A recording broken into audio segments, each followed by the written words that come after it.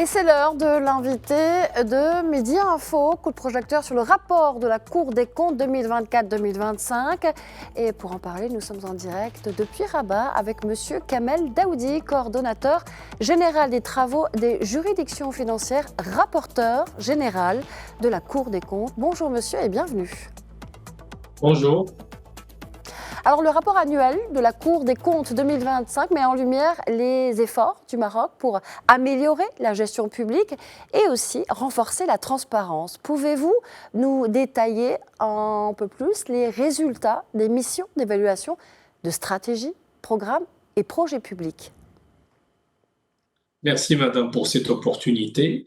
En effet, la transparence comme valeur est une des raisons d'être de la Cour des comptes en parallèle avec la reddition des comptes. Et notre pays, avec ses institutions, entend jouer ce rôle de la meilleure façon qui soit. En effet, comme vous le savez très bien, annuellement, la Cour des comptes soumet le rapport sur les résultats de toutes ces activités au chef de l'État, Sa Majesté le Roi, ainsi qu'au président de l'exécutif et du législatif, avant que ce dernier rapport soit soumis à l'attention des citoyens, qui sont les contribuables, ainsi que de toutes les parties prenantes intéressées, à savoir la société civile, les médias et les partenaires de développement.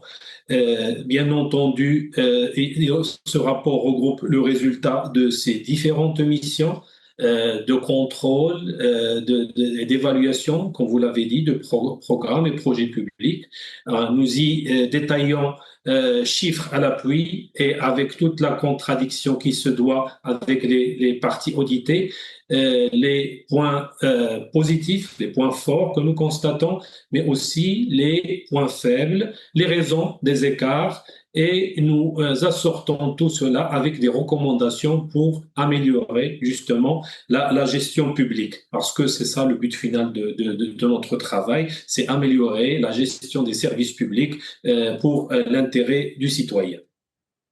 Alors, on va continuer justement à parler de cette gestion du service public. La Cour des comptes a également mis l'accent précisément sur plusieurs points importants concernant les finances publiques.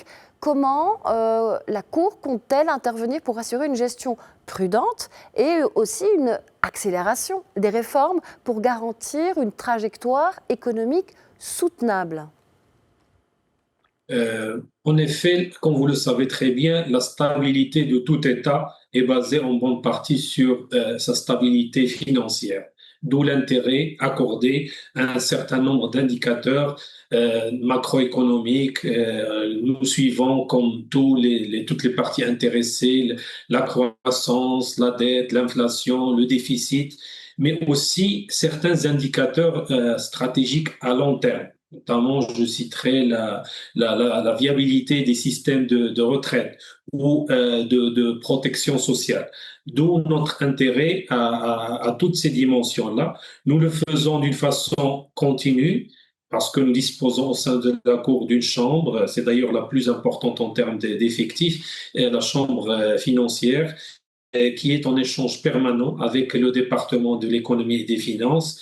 Et cette année-là, vous allez constater que nous avons inclus dans notre rapport annuel un certain nombre de points d'attention sur lesquels nous constatons qu'il y a des améliorations, mais aussi qu'il faudrait peut-être davantage faire attention à un certain nombre de dimensions, notamment la question de l'accélération de la réforme des retraites. Bien entendu, cette relation et ce suivi des finances publiques continue avec d'autres partenaires, notamment le Parlement. Comme vous le savez très bien, la Cour des comptes réalise un rapport sur l'exécution de la loi de finances qui se fait d'une façon annuelle, ainsi que l'exécution d'une réforme en cours sur la certification des comptes de l'État.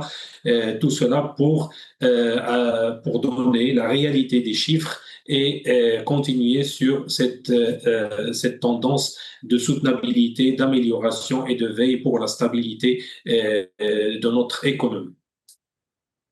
Alors, outre l'économie, la Cour est une juridiction qui prononce aussi des arrêts et des amendes.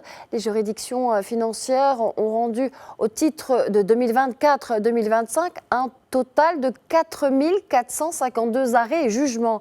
Est-ce qu'on peut revenir, pouvez-vous nous expliquer ce rôle juridictionnel de la Cour des comptes sur ce point-là précisément?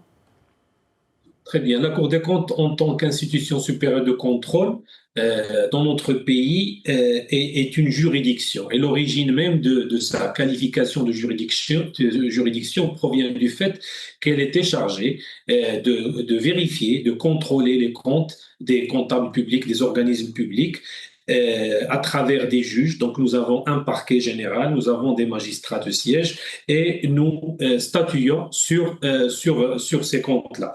En général, l'idée, c'est de voir si les dépenses et les recettes sont régulières. Si c'est le cas, il n'y a pas de problème. Nous prononçons un quitus et vous allez constater que dans la majorité de ces arrêts, 95%, c'est des quitus. Donc, nous avons un système de contrôle interne qui a été amélioré d'année en année, qui continue de s'améliorer grâce à la dématérialisation et du renforcement des systèmes de contrôle interne. Toutefois, il reste quelques anomalies que nous détectons et pour lesquelles nous prononçons en tant que juridiction des arrêts de DB, c'est-à-dire de restitution de deniers publics qui auraient été dépensés d'une façon non régulière.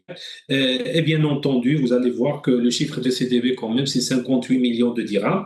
Mais l'amélioration est là et nous espérons à ce que cette tendance d'amélioration en matière de gestion des comptes des comptables publics continue. La Cour a aussi une autre dimension juridictionnelle qui concerne son rôle de sanction. Elle a une fonction qui s'appelle la discipline budgétaire et financière, pour résumer et simplifier, à travers laquelle la Cour prononce des amendes en cas d'infraction aux règles de gestion des finances publiques. Ce n'est pas nécessairement des infractions d'ordre pénal, mais c'est des dérogations par rapport à la réglementation budgétaire.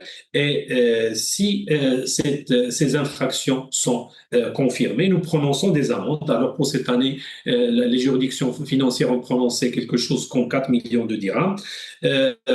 Toutefois, et dans quelques cas, nous pouvons même, si nous détectons que certains aspects sont d'ordre pénal, le procureur général du roi, après la Cour des comptes, saisit le président du ministère public et pour cette année, 20 cas de présomption de pénal ont été déférés au président du ministère public. Donc, la fonction juridictionnelle est une fonction à la fois dissuasive et répressive dont jouit la Cour des comptes en tant qu'institution supérieure de contrôle dans notre pays. Monsieur Kamel Daoudi, vous parliez tout à l'heure de recommandations. Le rapport propose des orientations stratégiques aussi pour améliorer l'efficacité et la cohérence des politiques publiques. Quelles sont les principales recommandations justement émises par la Cour des comptes et les cours régionales des comptes pour assurer un impact durable des actions de contrôle des juridictions financières? Effectivement, toute mission d'audit, normalement, devrait aboutir à un certain nombre de recommandations. Il me serait un peu difficile de restituer toutes ces recommandations, étant donné qu'il s'agit de plusieurs centaines. Pour être précis, cette année, la Cour des comptes a sorti ses rapports de 980 recommandations. Les cours régionales des comptes ont produit quelque chose comme 1353 recommandations.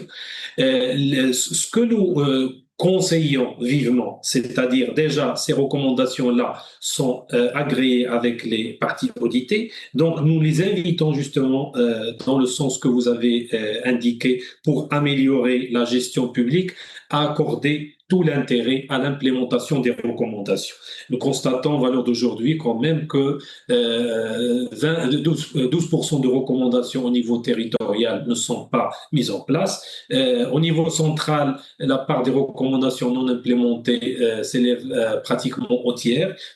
souvent pour des raisons de complexité, de lourdeur de procédure législative, de besoin de concertation entre, surtout si les recommandations impliquent plusieurs départements ministériels. Mais nous suivons, en tant que Cour des comptes, c'est une obligation légale, nous suivons le degré d'amélioration de ces recommandations, nous publions les résultats de ces recommandations et à charge pour les parties prenantes, c'est-à-dire les gestionnaires, de mettre en œuvre ces recommandations, mais aussi du Parlement, des assemblées élues à pousser pour justement qu'il y ait un suivi rigoureux de ces recommandations et tout cela pour améliorer la gestion publique. Monsieur Kamel Daoudi, merci d'avoir été l'invité de Midi Info. Je rappelle que vous êtes coordonnateur général des travaux des juridictions financières et rapporteur général de la Cour des comptes. Merci à vous.